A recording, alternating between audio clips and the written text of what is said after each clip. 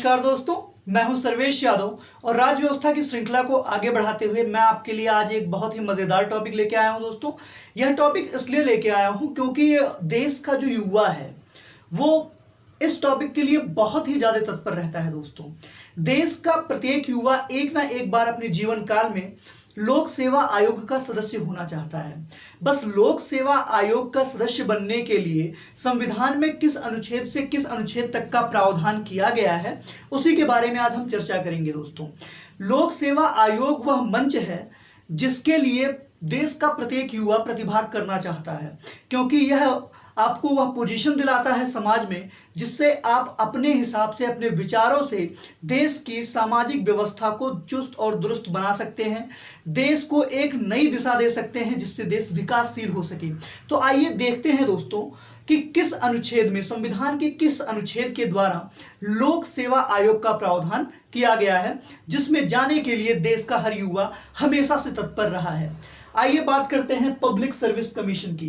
तो अगर बात करते हैं पब्लिक सर्विस कमीशन की, तो संविधान में अनुच्छेद 315 से लेके 323 तक, यानी कि आर्टिकल 315 टू आर्टिकल 323, आर्टिकल 315 से लेके आर्टिकल 323 तक लोक सेवा आयोग का प्रावधान है। अब आप सभी ये जानते हैं दोस्तों कि लोक सेवा आयोग दो भागों में बटा हुआ है, एक संघ लोक सेवा आयोग और एक राज्य लोक सेवा आयोग। संघ लोक सेवा आयोग का जो प्रतिनिधित्व करता है वो भारत का संघ है, और राज्य लोक सेवा आयोग का जो कर्ता धर्ता है दोस्तों वह राज्य सरकार है। तो आज वही हम पढ़ेंगे कि लोक सेवा आयोग का प्रावधान किस अनुच्छेद से किस अनुच्छेद तक है। तो पहला हो गया हमारा अनुच्छेद 315 से 323 तक है।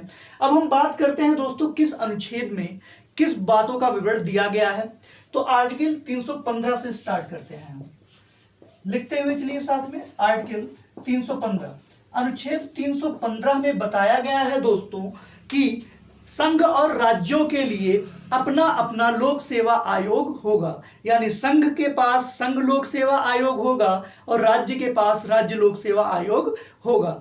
इस बात का प्रावधान अनुच्छेद 315 के अंतर्गत किया गया है। तो नोट करते चलिए दोस्तों, जो मैं लिख रहा हूं इसको लिखते हुए चलिएगा, बीच में रुकिएगा मत। संघ और राज्यों के लिए, संघ और राज्यों के लिए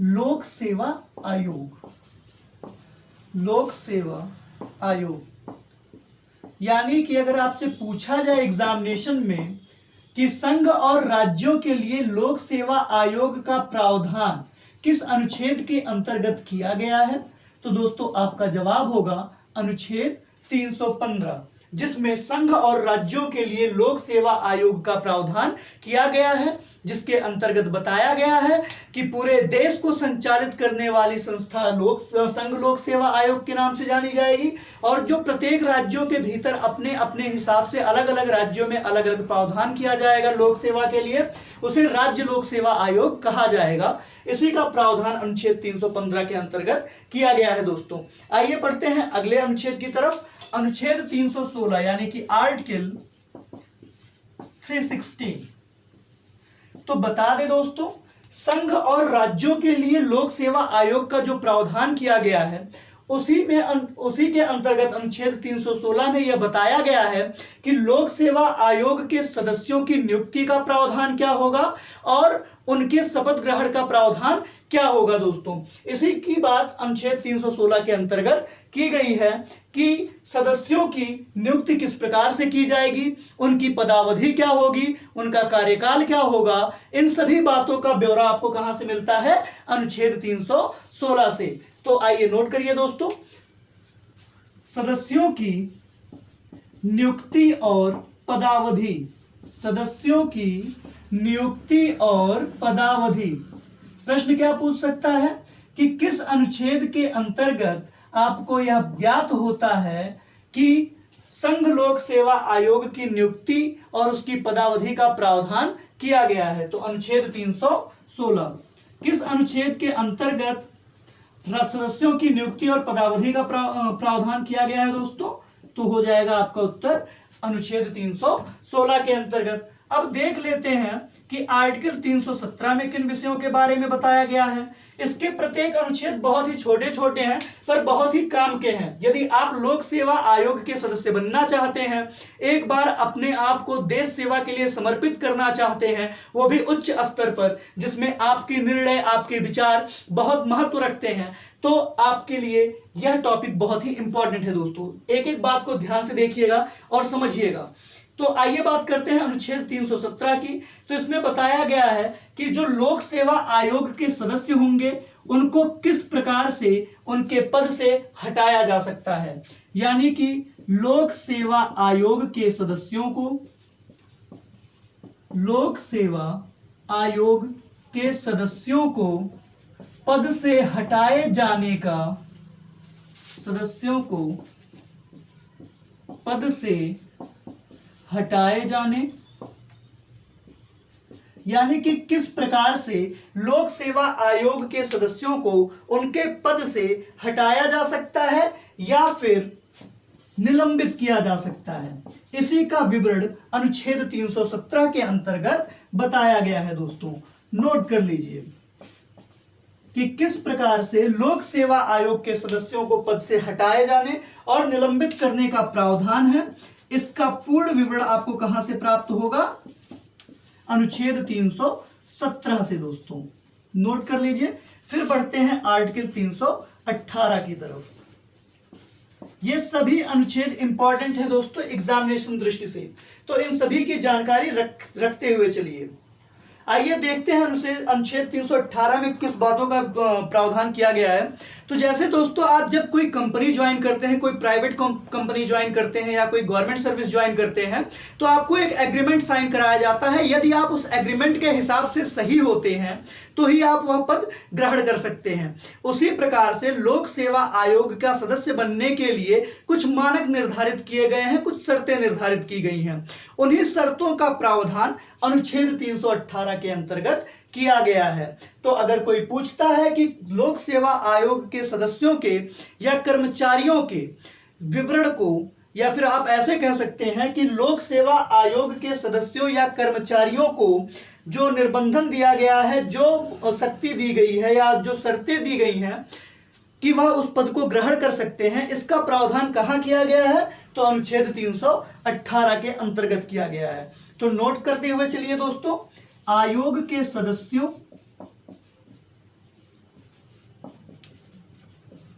और कर्मचारियों के सेवा की शर्तें और कर्मचारियों के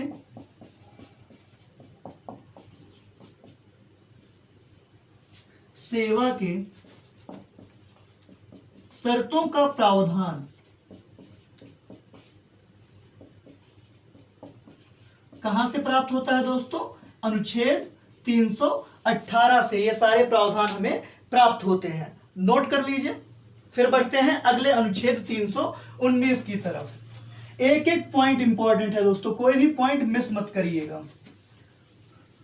और वीडियो को पूरा देखें, क्योंकि अगर एक भी पॉइंट मिस करेंगे तो आप इंपॉर्टेंट टॉपिक मिस करेंगे और चीजें समझ में नहीं आएंगी, तो आपका जो रिजल्ट हो जाएगा वो शून्य हो जाएगा। इसलिए पूरे टॉपिक को क्लियर करने के लिए पूरा वीडियो देखें दोस्तों। आइए बढ़ते हैं आर्टिकल 319 यानी 319 की तरफ। आर्टिकल 319 तो बता दे दोस्तों, अनुच्छेद 319 के द्वारा आयोग के सदस्यों को सदस्य न रहने पर निर्धारित पद को धारण करने का प्रतिषेध किया गया है। जैसे कि होता क्या है, मृतक आश्रित का पद आप सभी जानते हैं कि यदि कोई व्यक्ति सरकारी जॉब में कार्यरत है और आकस्मिक स्थिति में उसकी मृत्यु हो जाती है, तो वह जॉब उसके पुत्र को, यदि वह योग्यता रखता है, स्थानांतरित कर दी जाती है। लेकिन लोक सेवा आयोग में ऐसा कोई भी प्रावधान नहीं किया गया है, उसी का प्रतिषेध किया गया है। तो इन सब बातों को ध्यान रखिएगा कि अनुच्छेद 319 में सदस्यों, आयोग के सदस्यों द्वारा ऐसे सदस्य रहने पर पद धारण करने के संबंध में प्रतिषेध किया गया है। तो लिख लीजिए दोस्तों, आयोग के सदस्यों द्वारा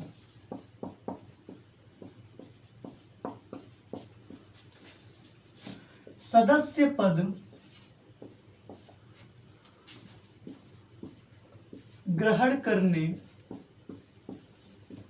या धारण करने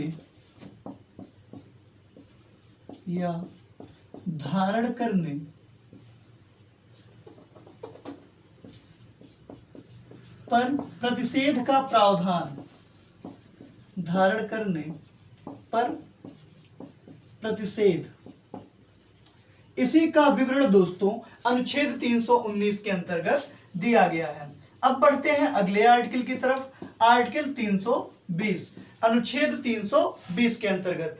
तो दोस्तों जो लोक सेवा आयोग का कार्य निर्धारण है, यानी कि लोक सेवा आयोग किन किन क्षेत्रों में कार्य करेगा या उसके कृत्य कौन कौन से होंगे, उसी का विवरण अनुच्छेद 320 के अंतर्गत दिया गया है। तो इसको हम लिखेंगे, लोक सेवा आयोग के कृत्यों का प्रावधान, लोक सेवा आयोग के कृत्यों का प्रावधान किसमें मिलता है दोस्तों? अनुच्छेद 320 में मिलता है। ये सभी बातें नोट करते हुए चलिएगा दोस्तों, सब इंपॉर्टेंट है। अनुच्छेद 320 में क्या बताया गया है? लोक सेवा आयोग के कृत्यों का प्रावधान किया गया है। बढ़ते हैं अगले आर्टिकल की तरफ, आर्टिकल 321। तो दोस्तों बता दें, अनुच्छेद 321 में यह बताया गया है कि लोक सेवा आयोग यदि चाहे तो अपने कृत्यों या शक्तियों का विस्तार कर सकता है। वह विस्तार किस प्रकार से करेगा, उसी बात का प्रावधान अनुच्छेद 321 के अंतर्गत किया गया है। यानी कि लोक सेवा आयोग के शक्तियों व कार्यों के विस्तार का प्रावधान अनुच्छेद 321 से प्राप्त होता है। तो लिख सकते हैं हम लोग कि लोक सेवा आयोग के